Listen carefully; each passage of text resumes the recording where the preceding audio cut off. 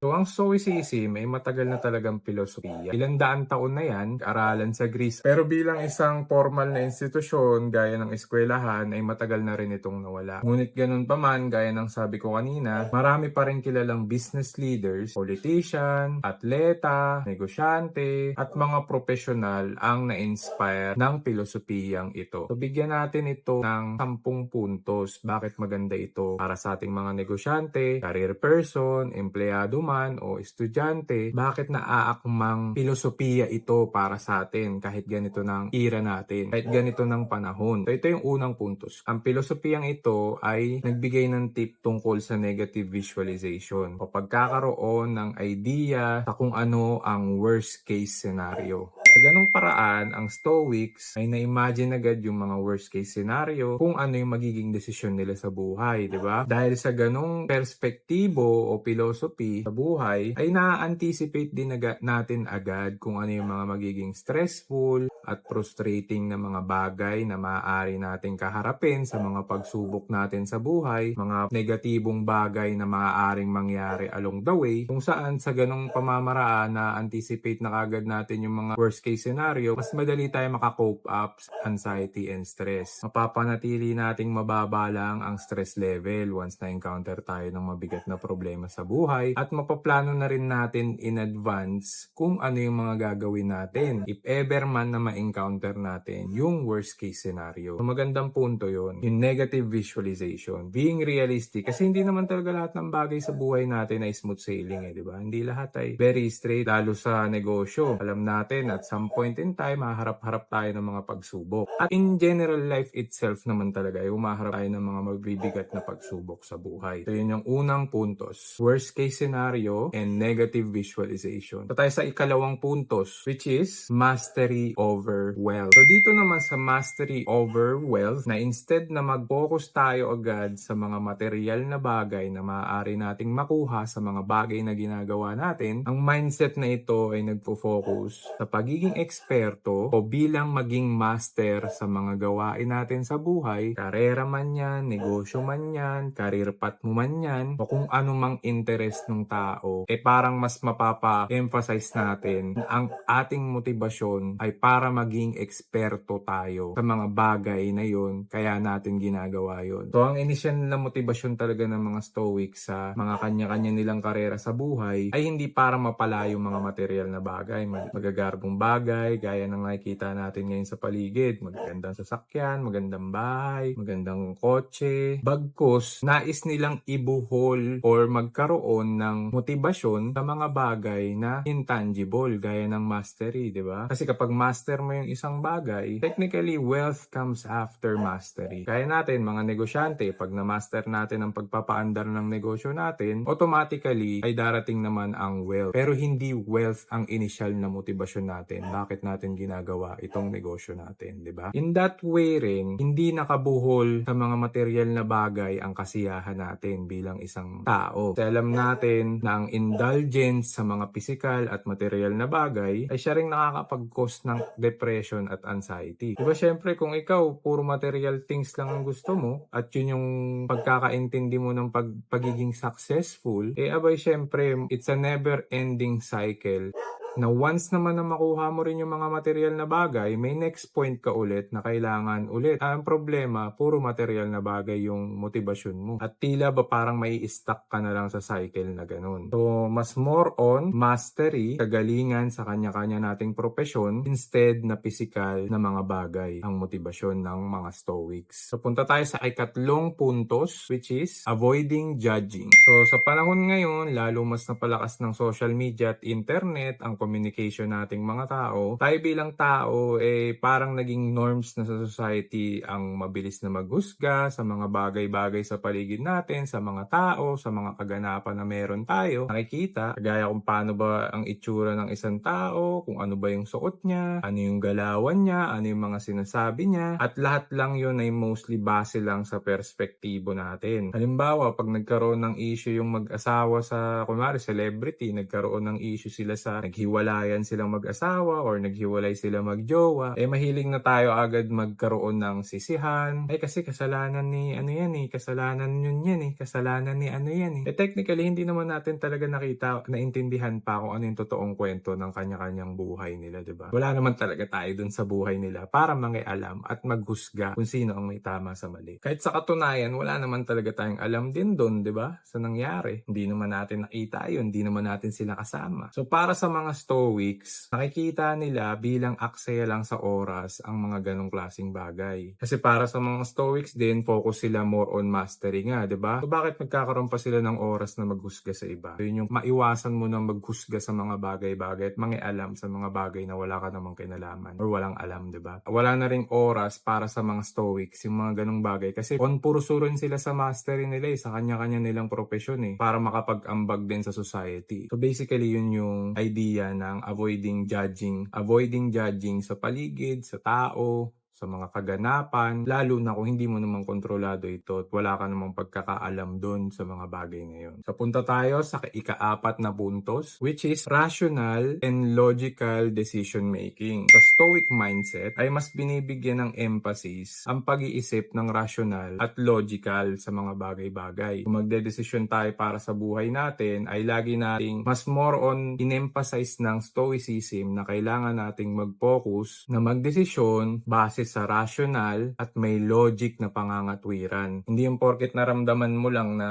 mukhang okay ito, okay na tayo magdesisyon sa ganun. So hindi ganun ang approach na gusto na ipatunguhan ng mga Stoics or may Stoicism na mindset. Mas more on dapat, lalo sa ating mga negosyante, di ba? Mas more on dapat inclined tayo sa mga data, analytics, trends, experience, at mga factual na kaganapan. Hindi tayo maaaring maglabas lang ng pera. For example, sa negosyo mo, di ba? Maglalabas ka ng pera dahil magaan lang yung pakiramdam mo ng sitwasyon na yun o nung araw na yun. Nagbigay ka kaagad ng pera sa isang hindi mo pa kilalang, for example, supplier dahil nagalingan ka lang magsalita or medyo cute lang siya. Hindi ganun ang pinopromote na pamamaraan when it comes to decision making. Kailangan tayo ay rational at may logical na basihan bago tayo gumawa ng mga desisyon. Mostly naman nakikita na rin natin yan sa lahat ng mga negosyante, lalo sa mga bangko, sa mga private equity, venture capital, mga investors na mga malalaki na. Ganyan talaga ang basihan nila bago sila maglabas ng pera. Ngayon, tayo bilang mga maliliit na negosyante, mainam na rin na ma-implement natin na rational at logical tayo magdesisyon para sa ating mga negosyo. Dahil ito rin makakatulong din sa mga tao natin, sa mga customer natin. Hindi tayo nagbabase sa emosyon na hindi porket galit tayo, maaapektuhan na yung mga iba-ibang bagay na meron tayo. So yun lang yung gustong ipatunguhan ng ika-4 na puntos, which is rational and logical decision making. Papunta tayo sa 5 puntos. Bakit okay rin ang Stoicism na mindset? Sa Stoicism na mindset ay in-emphasize din dito ang understanding instead of hating. So lalo tayo mga negosyante, 'di ba? Alam natin may mga competitor tayo sa market. So instead na magkaroon pa ng maraming diskusyon, makagawa pa tayo ng mga kaaway o kung ano pa makakapag-produce ng problema para sa atin, ang pinopromote ng Stoic mindset ay ang pagfo-focus lang sa mga bagay na may control tayo. Kung hindi natin saklaw ito ng kapasidad natin o control, hindi na tayo para magsayang din ng oras sa mga bagay na yan. Kagaya ng pag-hate, di ba, sa social media, sa mga online store, mga competitor natin, kaaway natin, o kung ano pa man. Bagkus, ang emphasis natin ay sa pagkakaroon ng pag-intindi sa kanila. Kung di ba nga, kagaya sa competition, alam naman natin, yung mga competitor, gumagawa lang din ng ganung galaw dahil kailangan din nilang kumita ng pera. Siyempre, may mga kanya-kanyang pamilya rin sila, may mga tao rin sila, may mga binabayaran din sila, may mga kanya-kanya rin silang mga supplier o contractor na may mga obligasyon sila. So natural lang talaga na ang competitor natin ay gagawa ng paraan para makuha yung market share natin. Lalo kung ikaw yung nangunguna dun sa category nyo or sa produkto nyo. Gagawa at gagawa talaga sila ng paraan para makagat nila yung mas malaking market share. Instead na tayo na magpo-focus tayo sa pagiging galit sa kanila, dapat na i-mindset natin sa sarili, bigyan sila ng pag-intindi. Pero syempre, kahit kahit iniintindi mo siya, hindi mo pa rin naman papabayaan yung negosyo mo. Rather, understandable mo lang siya, pero not on a way para magpatalo ka sa kanila, ha? Let's be clear on that. Kasi ang sayang lang talaga sa oras pagdating sa hate, ikaw lang din naman na mai-stress, ikaw lang din naman ang ma-anxiety, diba? Saka, ang competition naman sa negosyo ay magandang bagay yan para din sa mga consumer. Ang consumer, dyan nila makikita kung sino yung mas magaling, nagpo-produce ng mas quality na bagay, mas magaling sa customer service, sa marketing. Kaya magandang bagay para sa kanila ang competition. So, diba, naiintindihan din natin sentimento ng market competition. Pangit din naman na isa lang ang namumukod tanging negosyo. Ang tawag naman doon, monopolyo. Pero ibang topic yun, maaari nating i-discuss in the future. So, yung market talaga balance yan, which is also good. Kaya kailangan nating intindihin ang mga competitor natin, ang trabaho talaga nila ay kumuha ng mas malaking market share kumpara sa atin. Okay? So, yun lang. Understanding instead of hating. Pupunta tayo sa ika-6 na puntos. Bakit ganda ang stoicism lalo sa ating mga negosyante at may mga kanya-kanyang karir sa buhay. Ang point number 6 ay tungkol sa willpower. Ang willpower naman ay ang pagkakaroon ng mental and emotional strength, karoon ng conscious decision, self-discipline para makuha natin yung gusto nating outcome. Yung kapasidad din natin karoon ng delayed gratification muna, i-overcome yung procrastination, which is yung pag-delay ng mga gawain, pagiging tamad, at mag-persevere sa mga hamon sa buhay. Persevere meaning yung lakas natin upang makalaktaw sa mga hamon ng buhay. Parte na rin dyan yung long-term vision natin, kaya malakas ang willpower natin kasi malayo yung nakikita nating vision, hindi lang tayo na-entrap sa mga day-to-day na mga challenges. Kaya kapag nakaharap tayo ng setback, ay lagi lang tayong focus pa rin sa mas mahabang vision natin, sa negosyo natin, sa trabaho natin, sa career o sa pag-aaral o iba pang professional na gawain sa buhay. Kaya kapag nagkakamali tayo o pumalpak man, malakas ang willpower natin para tumayo ulit at subukan ulit na resolbahan ang mga challenges sa buhay. So yun yung isa rin pinopromote na stoicism at stoic mindset, itong willpower. So punta tayo sa point number 7. Point number 7 ay tungkol sa freedom to think for yourself. So kalayaan para magkaroon ka ng sarili mong pag-iisip para rin sa sarili mong buhay. Diba alam natin bilang negosyante, career person ka man, estudyante o anumang professional na karera mo sa buhay, makakarinig kasi tayo ng iba-ibang opinion, advice sa mga iba-ibang tao. Advice na galing sa mga influential na siya ring malakas yung dating, kumbaga sa public. Ang point ng freedom to think for yourself ay ang pagkakaroon ng kalayaan para tayo ay mag-decide sa kanya-kanya nating buhay din. Hindi tayo nape-pressure ng outside circumstances, influensya ng pamilya, magulang, mga malalapit na tao sa atin, kaibigan. Bagkus, ang Stoic philosophy ay ini-emphasize na meron kang kalayaan para mag-decide para sa sarili mo. Hindi ka restrict ng kung anong gustong i-impose sa'yo ng society at sa ganung paraan, mas lalo nating na-absorb lesson ng buhay. Through own decisions, rational and logical, ginagawa natin yung solusyon para dun sa mga challenges. Pero hindi pa rin natin naman binabaliwala yung opinion nila. Ang pinaka-point lang dito is meron tayong kalayaan para magkaroon ng desisyon para sa sarili. Diba yung mga influential na tao or magulang mo or kapatid mo, pinsan mo, na maaaring mag-impose sa'yo na ganito yung gawin mo, ganun yung gawin mo. Through stoicism, mas sinapaintindi sa atin na tayo ang totoong may responsibility sa decision making natin sa mga pagsubok na hinaharap natin sa buhay. By that way nga, di ba, mas mabilis natin na-absorb yung mga lesson. Hindi lang tayo blindly na nagde-decide, di ba? Hindi lang tayo bulag na para makinig lang kagad sa kung sino man. Mataas man siyang tao o hindi, tayo pa rin ang may final decision. Okay? So punta tayo sa point number 8. Ang stoicism ay pinopromote din ang pagiging protective sa iyong environment. So hindi ito yung protective sa environment na mga save trees, save the planet. But what it means is yung protective sa environment when it comes to outside influences. So kagaya sa mga sirkulo ng network natin, ng kaibigan natin, pinaparating ng filosofiya na kailangan nating maging protective din sa mga bagay na maaring makapag-impluensya sa atin. Lalo kung hindi align sa mission, values, or virtues natin. Siyempre, hindi naman tayo pwede tumanggap ng opinion or hindi rin tayo pwede basta-basta makihalubilo, lalo kung hindi naman align yung mga goal natin sa buhay. Usual nangyayari sa mga ganyan. It's either ikaw yung maimpluwensyahan or maimpluwensyahan mo sila. Karamihan sa mga kilala natin, tas ikaw yung umaasenso sa buhay or umaangat-angat sa negosyo. Ang mangyayari dyan, ikaw yung may impluwensyahan kasi mas marami yung ganun na tao na sinasamahan mo. Sa filosofiya filosofiya ng Stoicism, kailangan maging observant tayo sa network na sinasamahan natin. Protektahan natin yung conscious at subconscious thoughts natin kasi lahat talaga ng external na bagay sa environment natin ay makakaapekto sa ating thought perception. So, hindi naman talaga tuluyan na silang iwanan. The point is, if you really want to just be focused on your goal, quality yung network natin. Lalo sa mga tao na may pangarap sa buhay na talagang tumatrabaho, ma-align tayo, may network tayo sa mga taong may similar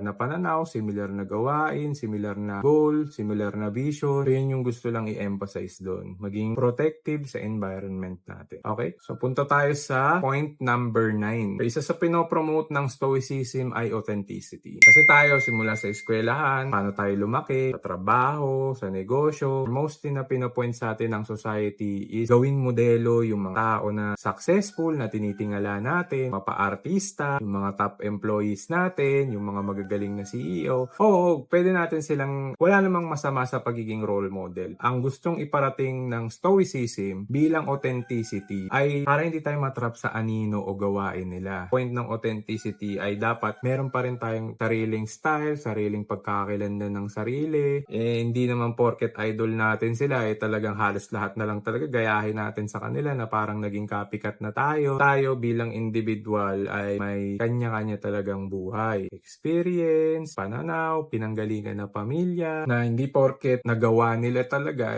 all the way gagayahin na natin halos lahat na parang carbon copy na lang. So yun yung gustong i-emphasize ng Stoicism na ng authenticity. At ikaw bilang tao rin, may mga flaws ka rin, may mga pagkakamali ka ring nagawa sa nakaraan mo, pangit na mga kaganapan o ano, tanggapin natin ito dahil okay rin naman talaga ito. Alam naman natin na walang perpektong tao at mas mainam na ipakita natin ang pagiging authentic natin at genuine na sarili natin kaysa mabuhay sa anino ng iba, galawan at gawain ng iba, maging totoo sa sarili. Be authentic. So punta tayo sa point number 10, last but not the least, is yung adapting to challenges. Pag nagkaroon tayo ng mga challenges sa iba't ibang karera natin sa buhay, siyempre hindi rin naman natin 100% malalampasan yung lahat ng challenges, di ba? Ang point ng adapting to challenges, kung naharap mo na yung isang pagsubok at hindi ka pumasa dito, natural lang para sa atin na hindi na ulit-ulitin yung mga same na ginawa natin para dun sa challenge na yun. So for example, nagkaroon tayo ng problema sa sales. So gumawa tayo ng paraan, nag-market tayo through chat, sinat ulit natin yung mga customer, pero hindi natin nakuha yung gusto nating outcome. Ngayon, kung nakaharap mo ulit yung ganong challenges, ang point lang ng adapting is dapat baguhin mo rin. Mag-adapt ka ng mga bagong estratehiya para kahit makaharap mo yung same na problem, hindi same result ang makukuha mo. So yun ang point ng adapting to challenges. Alam mo namang mali yung last na nagawa mo, yun pa rin ang gagawin mo. Hindi dapat tayo mag-expect ng different result kung parehas lang din naman yung gagawin natin para dun sa challenge na yun, di ba? Make sense naman di ba? Na ever na gusto mo ng ibang resulta, abay natural, syempre kailangan mo gumawa ng ibang paraan kumpara dun sa huli mong ginawa. Matuto tayong mag-adapt on circumstances, adapt on challenges. Okay? So yun lang muna yung 10 points. Bakit maganda ang Stoicism? Tagal ng filosofiya ito over 2,000 years ago pa. Sa panahon natin ngayon ng internet era, marami ang nagkalat na tila ba parang mas nagiging weak yung generation natin o mahina pagdating sa hamon sa buhay. Mataas ang depression rate, mataas ang anxiety rate. Marami tayong nakikitang mga maling halimbawa sa paligid na somehow ba kung maaari lang nating igalaw ng konti ang pananaw natin sa mga bagay-bagay, mag-iiba rin ang ating gagawin. Interesado pa kayo sa mga iba-ibang topic tungkol dito, maaari nyong i-search yung mga ancient philosophers gaya ni Seneca, Epictetus at si Marcus Aurelius. Maraming libro yan when it comes to Stoicism. Ngayon, bakit ko ba na-share to? Share ko to dahil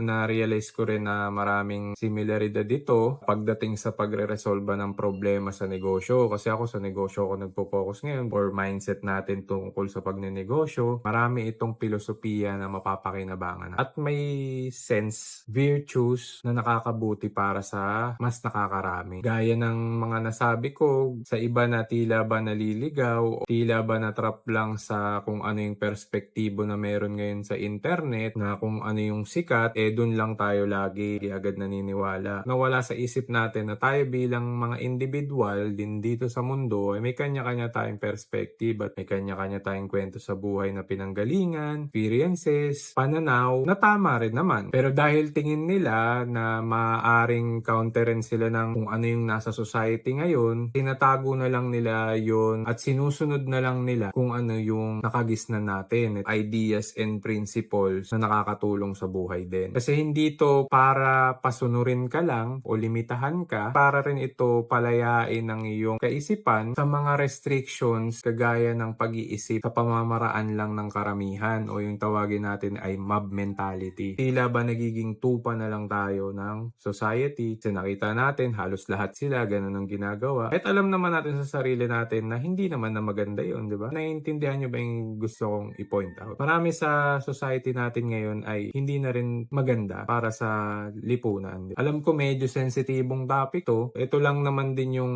sarili kong pananaw. Makakatulong to sa iyo, di maganda. Kung hindi naman ay okay lang din para sa akin. Ang point ko lang is palayain ang iyong isip dahil may kanya-kanya tayong virtues, vision, pangarap, direksyon, pinanggalingan na buhay at gusto nating puntahan. At kung paulit-ulit ka man na nagkaroon ng setback o failure, makakatulong din sa iyo yung ganitong perspektibo o filosofiya. Nga, yung sa tip number 10, di ba? Kailangan matuto tayong mag-adapt at mag-move on lang. Dahil ang mga challenges sa buhay ay talagang dumadaan sa lahat ng tao. Dahil nga, di ba, wala naman taong perpekto. Lahat tayo nagkakaroon ng mga kapalpakan, pagkakamali rin, somewhere along in our life. At kada araw na meron tayo sa buhay, ay ibig sabihin lang na hindi pa tapos ang laban at meron pa tayong pag-asa. Mag-focus sa mastery, sa kagalingan, at instead na matrap lang din tayo sa mga material na bagay sa paligid natin. Dahil may mga mas malalaking bagay aside sa mga physical na gains sa kung anumang karera na nilalandas natin sa buhay. So yun lang muna sa episode na to. Kung nagustuhan mo yung topic, like ka naman dyan or comment ka ng mga susunod na topic na gusto mong. Share mo na rin yung video para sa mga taong interesado sa ganitong topic at follow ka na rin para updated ka lagi sa mga susunod kong videos. Siya nga pala, gusto ko lang muna i-shoutout yung mga kaibigan ko dyan na naka-impluensya. Bakit sinubukan kong gawa ng video tong topic na to. Shoutout ko yung isang kaibigan, si Limwell T. Patag ng Patag Furnitures Corporation. Shoutout ko rin si Juan Josue na isa ring nag-impluensya sa akin na sabi niya, ito na yung itapik ko. Shoutout ko na rin yung mga kabatch ko sa KMCC Batch 1. Kaklase ko, under ni shoutout kasosyo Arvin Urubia. Dahil naturuan kami na mag-content at sa ngayon nakikita ko na kami lahat ay nagpo-progreso at gumagaling. So bago ako magpaalam, nais ko lang ibigay ang lesson na sa buhay, hindi natin nakukuha lahat ng gusto natin. Pero nakukuha natin kung ano talaga yung para sa atin. Kaya kung may gusto tayong bagay, kailangan mag-focus muna tayo sa pagbabago ng sarili natin. Dahil kung ano tayo, ayun din ang makukuha natin. So siya nga pala, ako nga pala si Angelo Altarejos. Subaybay ka sa next episode ah. Salamat sa panonood and magandang gabi sa inyong lahat. Kita-kits ulit. Bye!